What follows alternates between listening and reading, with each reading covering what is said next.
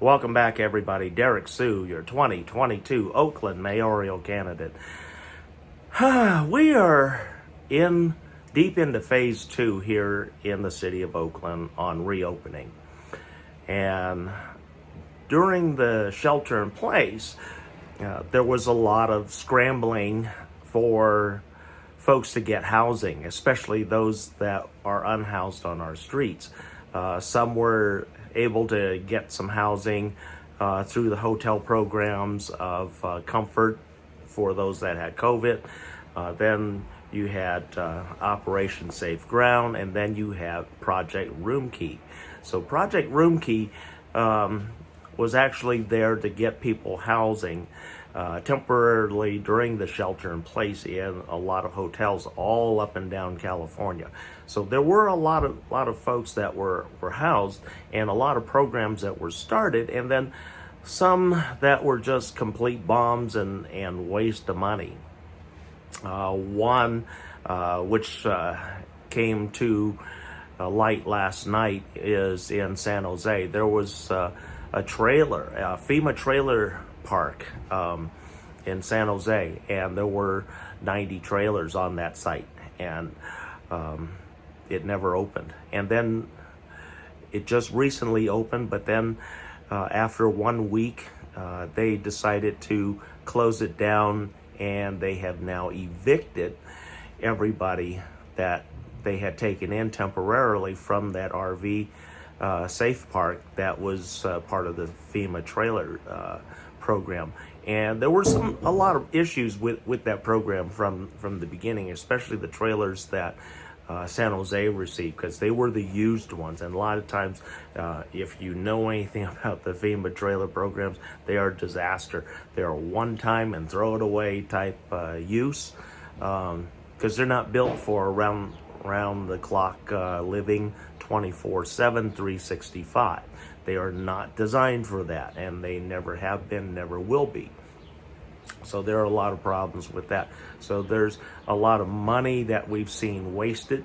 And then also the politicians have promised or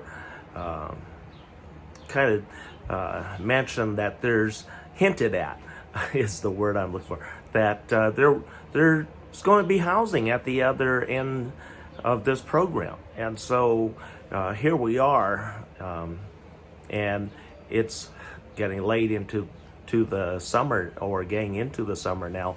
We just ending spring here in a few days and heading into the summer months, and we don't have housing, and a lot of these programs are closing down. And that's not in the media. And when these programs go away, where do these people go? Because these hotels just simply, you're going to tell them you got to go, and they're going to have to go. So there's an issue right there. Their cities are renting leasing out large hotels. There was one up in the Valley area that I heard this morning, Motel 6. So there are folks up there in that area, in the Antioch area, that got some housing temporarily. But again, we don't know how much longer that program is going to last. That's the issue. And no city is working on housing. And for the longest time, I've been talking about housing. If some of you recall and go back with me all the way to the beginning, when I actually lived on the streets, I talked about tiny homes, and I also talked about another project, which will be in a later episode. But the tiny home projects got a lot of interest last year, and so there have been some changes, because there's things change, and time has a way of moving things along. So what we need to do is create something from nothing, because City of Oakland is dead broke. Let's face it. They're $2 billion in the hole. city revenues were just slightly above that. So they were just barely keeping afloat. And now with the commitment to try and provide housing for nearly 8,000 homeless folks here, and then to address issues of renters. The renters are in dire jeopardy of losing their housing. Landlords, they're up against the wall with banks and no solutions from our city leaders. So there's a lot of concerns here within the city of Oakland, and I've been addressing the need for affordable housing, and there's a difference between affordable housing and the housing that I'm talking about, which is called PATH, permanent access to housing. And there's a difference, and this will run in parallel to the modern day capitalistic system. So what we know for sure is that affordable housing is the absolute pillar of a city's financial stability. I mean, that's key. Housing. Also with financial stability, you're going to see healthy business growth, a great quality of life for the residents. But recently, what we've witnessed, the mandate of housing of our national unhoused populations. So there's a lot of concern about getting people into some sort of housing during this pandemic. And this pandemic isn't anywhere close to being over. And we're nowhere near out of the woods. So this is going to be a long-term problem and issue for a lot of cities, counties, and states. So just California by itself has spent nearly $1 billion on emergency housing for the homeless. And they suddenly became concerned about housing the homeless because the homeless are absolutely more vulnerable to this virus and then the spread throughout a community. So real high concerns. One of the things that my program addresses is the lack of home ownership within a city. And you ask, why is home ownership important to the numbers? Well, that anchors and demonstrates confidence in the financial equity and balance of a region. Very important. Then high home ownership numbers equates to confidence in the local leadership and high level of prosperity within that region, because we've always seen these exact same things when there's confidence and high home ownership, high confidence in the local political leaders and counties. We see people flourishing, cities flourishing, growing, and being popular, and at the center of new innovative ideas. So what we've needed to do, what we've seen is a high level of prosperity not happening in Oakland. People are making money in a way, but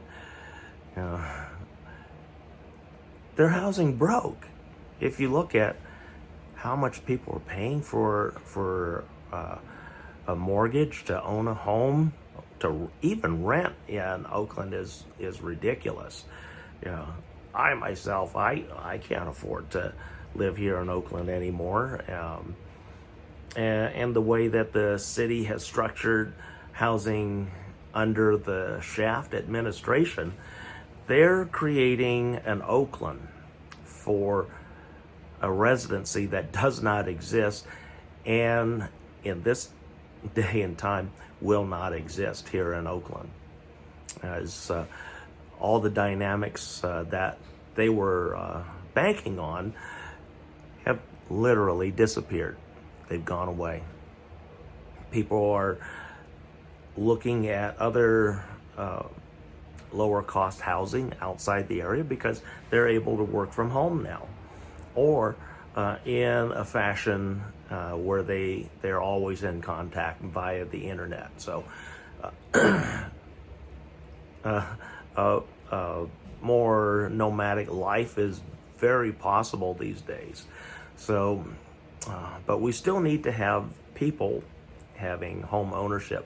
So what they've been doing right now is creating high volumes of multifamily housing units that are only for lease and rent.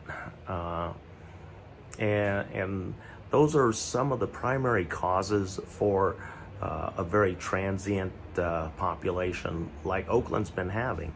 And so there's really no commitment to the community or to the city itself. So that creates instability within that city, and it can be quite disruptive.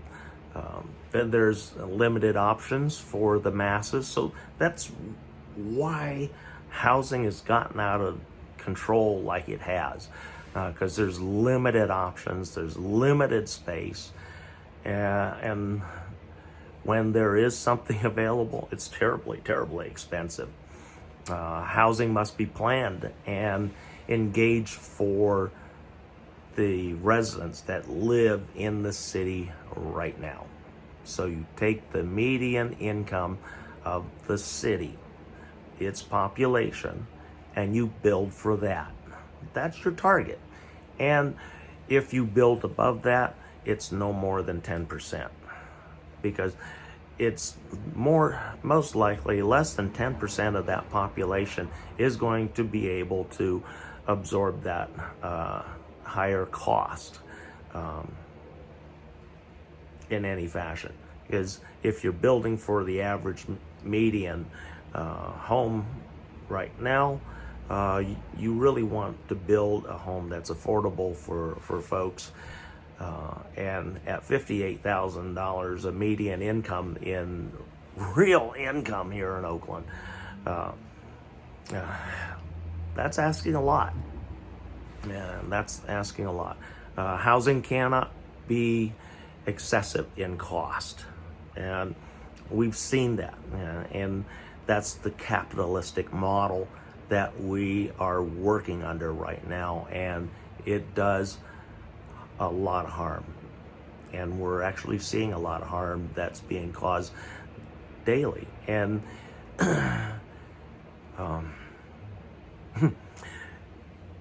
the speculators that we see, like with the Moms for Housing, they went after one of the speculators down Southern California. There's a long story with that one. I'm not going to talk about that right now. I'm still arranging to speak with those folks. But housing, that's important. And housing must encompass equality at all levels, even zero income. If you have no income, there has to be options for that individual. And like I said, here in the Bay Area, 9 counties, households are housing broke and they're stressed, and that causes a lot of things that we're seeing, road rage, domestic violence, you name it.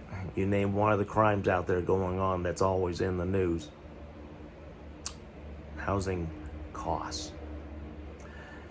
The stress of just keeping a roof over your head, and knowing that if you lose that housing that you have, you are likely to have no more options. You are going to be homeless on the street. And that's a fear of a great many people. And then a fear that has manifested deeply since the shelter-in-place crisis. And yet, City of Oakland isn't doing anything to bring new housing, affordable housing, to the market. For years, I've been talking about some tiny homes. In the last episode, I talked about self-governing, and the reason why self-governing is important is that it removes the oversight of agencies like Abode, removes oversight agencies like BACS, like EOCP, like Housing Consortium of the East Bay, like Operation Dignity, because the city wants oversight. Those are terrible rules, and those agencies operate these villages with great impunity to the laws and standards that are in place. They actually do a lot of harm, and then they treat the folks like inmates. And then when they don't have answers, they shut you down. They throw you off the property. They ban you. Yeah. They don't negotiate. They don't want to talk about solutions. But there are solutions. And solution that I talk about are tiny homes, the tiny home villages. By establishing HOA status and HOA regulations where there's a self-government within those tiny home villages, they can operate just like any condominium out there. And they have their own individual rules and regulations, but for the most part, they're free to operate. And so,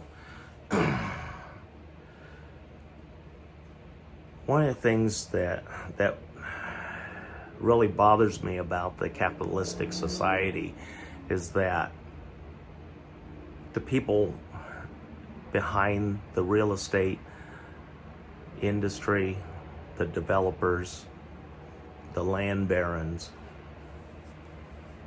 the separatists, they made the rules to how property is appraised and how property is valued. They drew the lines of segregation for the longest time.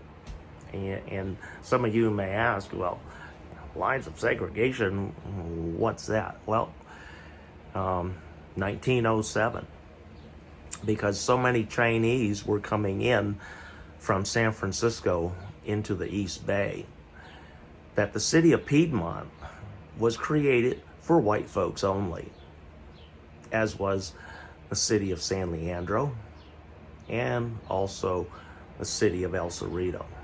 These were, and especially up along the Arlington and El Cerrito. Oh man, yeah, that was the rich white folks.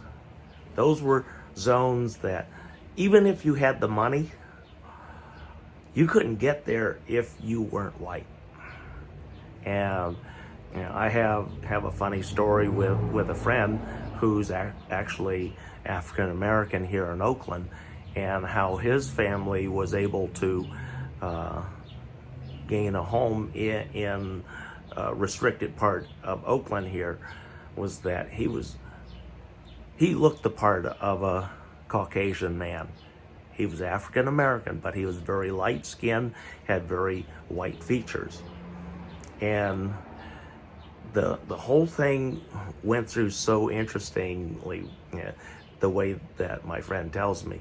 And it wasn't until the realtor dropped by to drop off a housewarming gift. And that's when the realtor met the rest of the family. Oh, here's a black family now owning and residing in an all-white neighborhood here in Oakland. Yeah. And that changed the dynamics of that part of Oakland suddenly. And we all know what happened. And this was right here in East Oakland, and near the Sunshine Factory, Sunshine Bakery, Mother's Cookies. Back in the day, Granny Goose, Laura Scudder's. A lot of interesting jobs. But then, they drew the lines of separation and openly declared them as whites only communities. And sad part is, realtors didn't fight it. Realtors abided by those racial barriers, and they drew invisible lines. So where do we go? That's been the cry of the homeless, and now the at risk of losing their housing, whether rented or mortgaged. People are housing broke, like I said. There's being housing broke. You're always working. You have no quality of life because you probably don't see your family much, if at all. So there's a lot of high stress in households, which equates back to domestic violence issues, crime issues, drunkenness, drug addictions, high divorce rates, a lot of separations, and even homelessness. So that's one issue. Another one, high malcontent amongst the population because there are no solutions. 3, those taking actions for solutions are met with criminal labels, imprisonment, and by most cities and county leaders, they want them go away and thought of as criminals. And again, these become lines of separation. Rather than working at creating solutions and working with the community towards solutions, they choose to uphold false real estate values which hide segregation lines through finances. And by removing good opportunities for education, for jobs, for business to those disadvantaged folks, there isn't any equality. There's never been. I grew up in it. I could tell you horror stories growing up, here in Oakland, and I may get right back to that, but I want to finish up here. So what's the solution that we need to look at? Are there any solutions? Well, like I mentioned earlier, PATH, permanent access to housing. First, what we have to do is rethink housing as a human right and not as a commodity like we've done in the past. The buying and selling of housing and shelter, is required by all living beings. I mean, even an insect needs housing, shelter, rats, mice, everybody, everything needs housing and shelter. So that's why we have to rethink and reimagine housing as a human right. Number two, the health of our community is based upon the general health of its residents, which are the workforce, the creative minds, and they help bring longer average lives to a city that's doing well, higher quality of life issues, and great financial stability of the community. Then we have rich, wealthy people need the low income to serve them. No matter how you look at it, their equals aren't going to go down to work at the local burger shop, flip that hamburger, fill that French fry packet, and serve you your little meal. Just ain't going to happen. We know that. So, the well-to-do have to realize that you have to create the housing for these folks to serve you. And that's what's been taken out of place, especially here in Oakland, because they literally were becoming either a tech hub where you were working or you were sleeping. So there was nothing in between. There's nowhere to go to eat. There was nowhere, things are just getting out of hand here, and especially housing. So we have a lot of issues with that. But then, the health of our community is based upon the general health of everybody and the financial stability. So we have to have good housing. And right now, do you realize we have the largest organized indentured slavery? Yeah. If you have a home loan, you have a substantial loan for property. You're going to do everything to make sure you make those payments to hang on to that property. And you're willing to work the extra hours, you're willing to do extra work. Is that starting to sound familiar? Indentured slavery. And it starts at a very early age. School loans. One of the worst ideas ever. Then once you get out of school, maybe $100,000, even more in debt. Then, life says you need to own a home. You need to have a place you can call your own. A mortgage.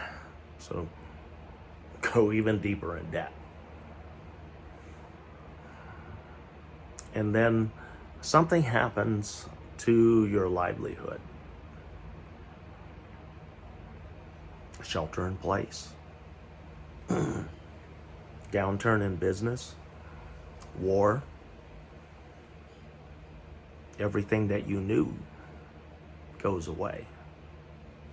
So, but you do everything possible to stay housed. Indentured slavery. And that's what that is. And I don't like it. And neither should you. We need the creation of a sanctuary community model, and that it should operate in parallel to our capitalistic community model that's in place right now. Because let's face it, we can't fight the capitalistic model, but we can create something that will operate in parallel and be successful. One of the things that we also need to do is we all have to look at homelessness in a different point of view. We should be viewing the homeless community as a thermometer of our community and not as a plague or a danger to the greater society, but as systemic issues which require rectification within our borders. One of the biggest things that we also see, just kind of like our POTUS, Donald Trump, he's very wealthy because he was a property developer, and people idolize him, unfortunately, and so a lot of people idolize massive wealth. I mean, look at Bill Gates and Stephen Jobs and Warren Buffett, all the big names with the huge sums of money, and it's 2% of the population that control 80% of the money here in the world. So that's a scary fact, and that's the capitalistic society. So what we need to do is create sanctuary housing with city and county land trust. Yeah, doesn't cost us anything. The city's broke, so they can't afford to spend anything. So this can work. We create a heritage and also sanctuary housing. And these are with tiny homes, and they're organized and self-governed through HOA associations. Those associations are broken down in a way that's equal, so that the sanctuary housing and heritage housing are reasonably equally distributed.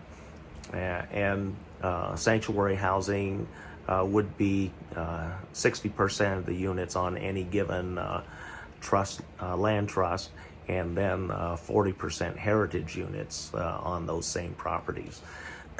Today, modern day affordable housing can come in a lot of different forms, and one of the models that I selected, it's 50 state code compliant with housing standards in all states and all conditions. So it's very flexible, and it's very affordable. That's one of the key components that has to take place here, is that these the materials and the construction is quick and cost effective and lower in cost. By what we're utilizing with the city and county land trusts, we start developing these sanctuary tiny home associations.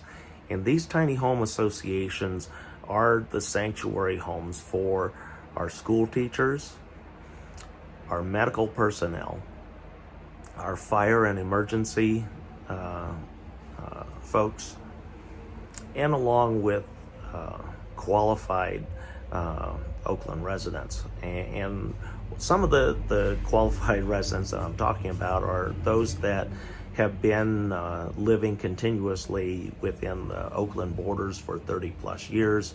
Then there's the heritage families, which go back more than a single generation, can be like myself. I go back 3 generations personally, and I can document and prove that, and you would automatically be qualified and considered for a land trust property, so that you can set up your own tiny home.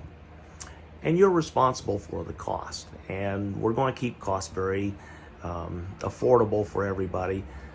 Typical basic tiny home in one of these properties, person making $1,500 can easily afford not only the monthly installment payments, which max out at 12 years, and the HOA fees, which support the homeowner association, pays the common area bills and insurance policies. So these are all things that we need to seriously put in place. And all the places are very affordable, like I said, and these are all tiny homes. And what qualifies as a tiny home is homes from anywhere from 100 square feet up to a maximum of 799 square feet. And at 800, in most cities and jurisdictions, 800 square feet is a legal home. And so we don't want to hit that label. And we want to stay under 800, and we encourage folks to stay under 700 square feet total. And we have footprints that are about anywhere from as small as 10 by 10 and as large as 1420. So there's some good sizes in there and a lot of flexibility. That's one of the other nice things about the tiny home villages. These can be built and created as custom homes. So these homes are created to your lifestyle and your needs. So, and that's what makes housing so much important. And we know that folks are going to take much better care of the homes when there's a personal attachment to this. And so we overcome those issues.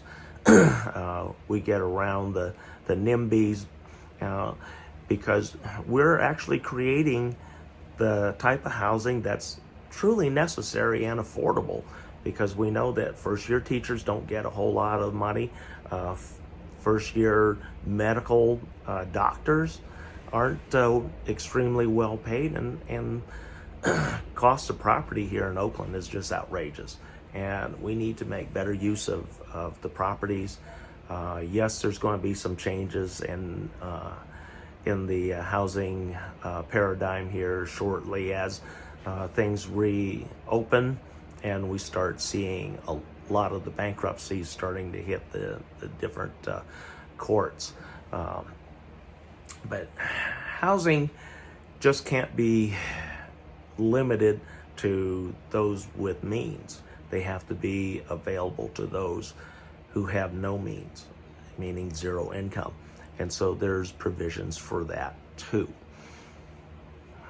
And a couple of years ago, I was attending a meeting of the Sierra Club, and they put in front of me an interesting statistic, which is also very scary if you think about it. In the next 20 years, 2 years ago, so this is going to change highly. 2 years ago, Sierra Club was saying that over the next 20 years, 800,000 new housing units have to be created in the 9-county Bay Area. Whoa, that's a lot of housing. That's just unsustainable, especially we don't have the open space for it. And so we have a lot of laws on encroaching on natural habitat and watershed properties.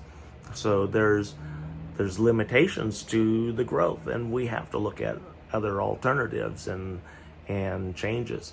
But PATH, my permanent access to housing, it's different. It's affordable.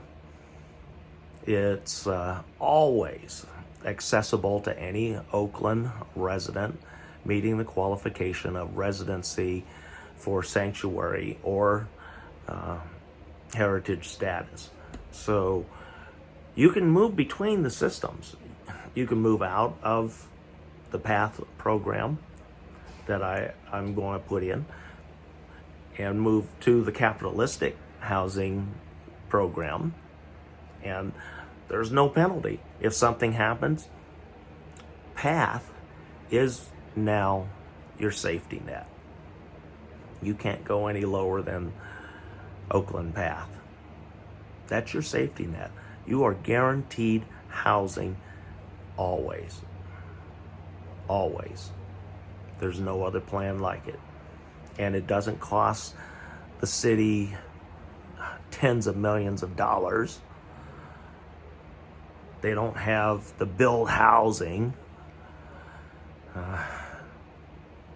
They don't need to pay oversight management agencies to bully these tiny home communities.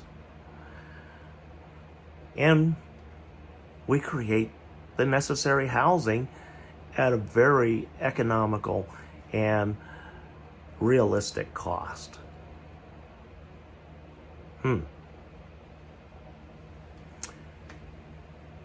Like I said, HOAs, they don't have the oversight agencies like BACS, Operation Dignity, Housing Consortium of the East Bay, Abode, none of them. They operate their own government, self-government. That's what I've been promoting in the streets, in the homeless camps. Not only myself, but a friend of mine, Nita B. I'm meeting up with Nita B in the next 24 hours. And she's going to talk to you about the tiny homes and what city officials did to her and her tiny homes. And it wasn't pretty. It really wasn't pretty, but I'll let her tell you about that. This was also on the news last year, back in late February, when they closed down, the City of Oakland closed down her village at 23rd and East 12th. And the conditions there were created by Libby Schaaf and Joe DeVries of the City of Oakland. And then they did the same thing to my camp. So this isn't a one-time deal. And this happens all over Oakland by these two. And so check back with me on Friday and meet Nita B. And look at the tiny homes that she's created here. This is a wildcat organization operating in the open, in total defiance of the City of Oakland. And Nita also controls that property through adverse possession. So she'll probably speak on that also. So stay tuned. We'll be right back.